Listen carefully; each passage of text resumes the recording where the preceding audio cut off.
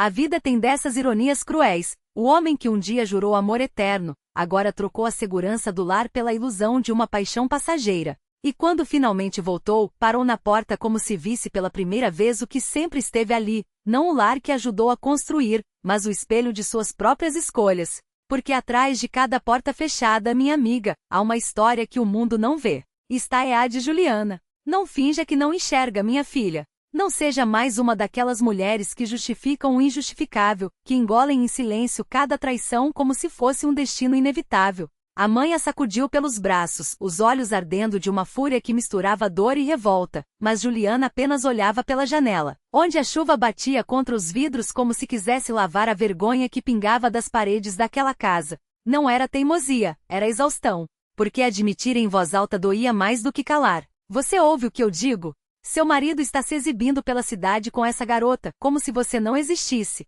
Por que não faz nada? Deixa que eu falo com ele, isso não pode continuar assim. A voz da mãe cortava o ar como uma lâmina, mas Juliana apenas suspirou, esgotada. Mãe, por favor, não grite, e não se meta. Eu dou um jeito nisso. Um jeito? A mãe riu amarga. Já vi seu jeito, ele te humilha nas ruas, enche essa menina de flores e presentes, e você aqui, engolindo tudo como se fosse normal. Isso me dá nojo. Então não olhe. Não é da sua conta. Como não é? Você é minha filha. Juliana fechou os olhos.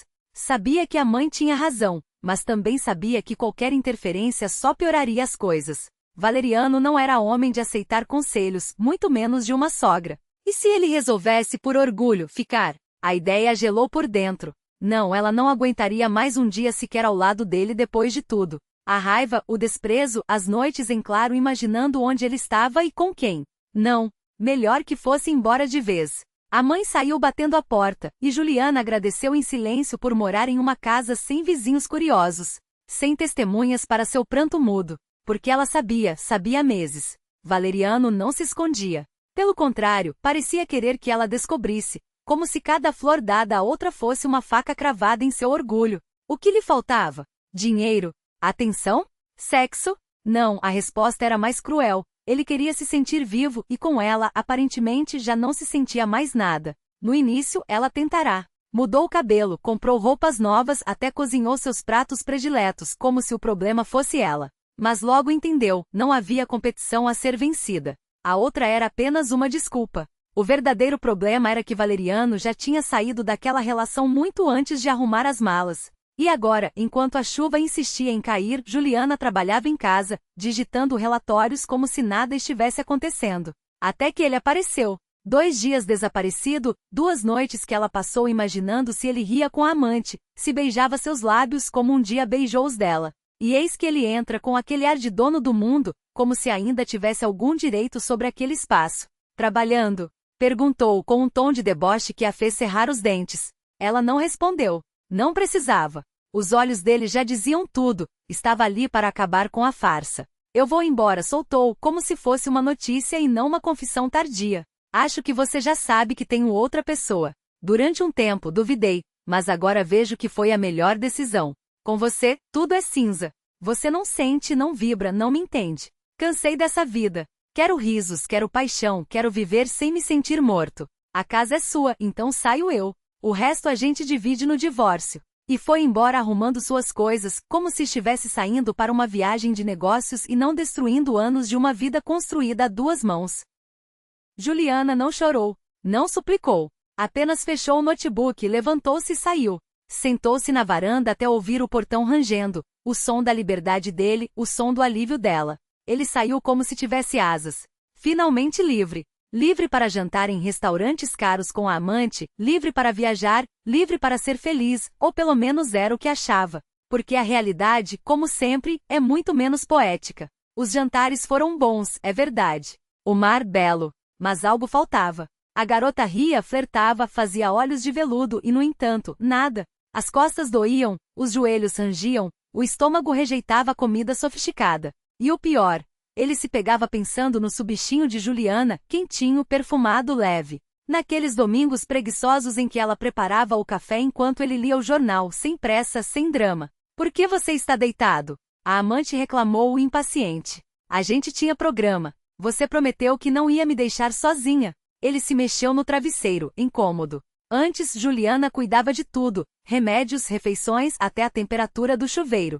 Com ela, a vida era previsível, mas confortável. Como um par de chinelos gastos.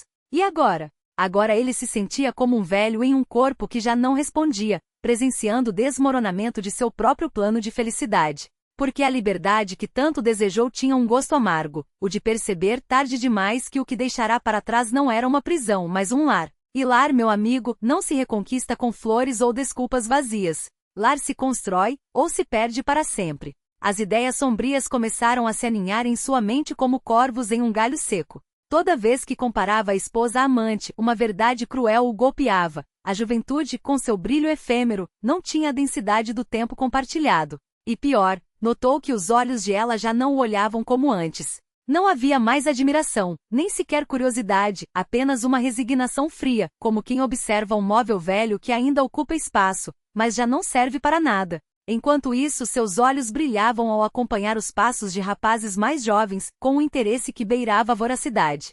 Foi então que Valerá decidiu agir antes que fosse tarde. Antes que, como Júlia, ele também se visse traído, abandonado por uma amante que, no fundo, só o usará como ponte para algo melhor. Ele foi o primeiro a partir. Deixou um presente de despedida, um gesto vazio, como todas as suas desculpas, e voltou para casa. Ou para o que já não era mais sua casa.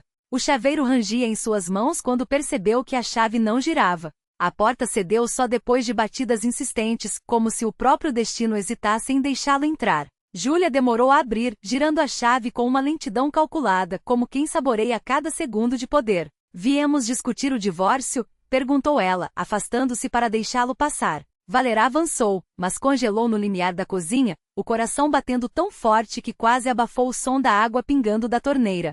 Lá estava ele, um homem jovem de cabelos ainda úmidos do chuveiro, vestindo apenas um short que deixava à mostra pernas musculosas. Na mesa, os restos de um café da manhã para dois, migalhas de pão, xícaras sujas, um detalhe que gritava mais alto que qualquer palavra. Ele não era um visitante ocasional. Valerá agarrou Júlia pelo braço, puxando-a com uma força que não esperava ter. Quem é esse cara? O que ele está fazendo na nossa casa? Sua voz tremia entre a fúria e o desespero.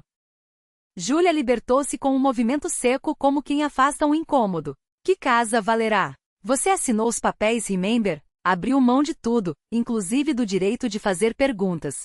Ela recuou, cruzando os braços, enquanto o jovem na cozinha nem sequer se incomodou em disfarçar o sorriso. E não é seu amante. É problema meu. Assim como sua ex-amante agora é problema só seu. Valerá sentiu o chão tremer. Voltei porque percebi que fui um idiota.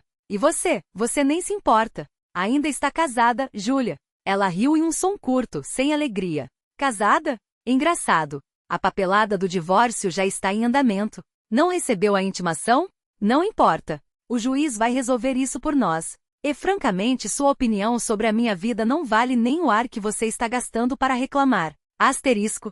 Ele não ouviu mais nada. Seus olhos vagavam pela sala e cada detalhe era uma facada. As paredes, antes nuas, agora pintadas em tons quentes. Os móveis rearranjados com um gosto que não era o seu. Até o cheiro do ambiente havia mudado. Menos a poeira da rotina, mais algo vivo, como ervas frescas e café recém-coado. Você reformou tudo? Quando? Com que dinheiro? Júlia encolheu os ombros, um gesto que o irritou ainda mais.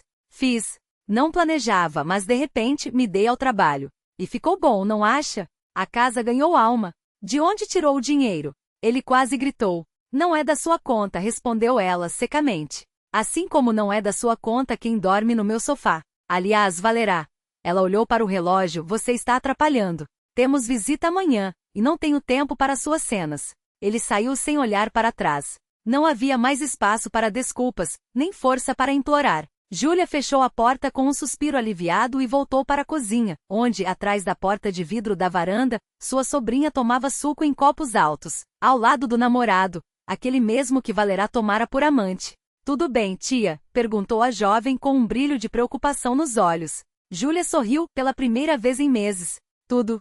Só acho engraçado que ele tenha confundido o seu boy com o meu caso. A sobrinha riu, e o rapaz fez uma reverência exagerada. É uma honra, senhora. A senhora é uma mulher fascinante. Júlia acenou com a mão divertida, enquanto o coração finalmente deixava de doer. A casa que antes parecia um túmulo de memórias, agora respirava.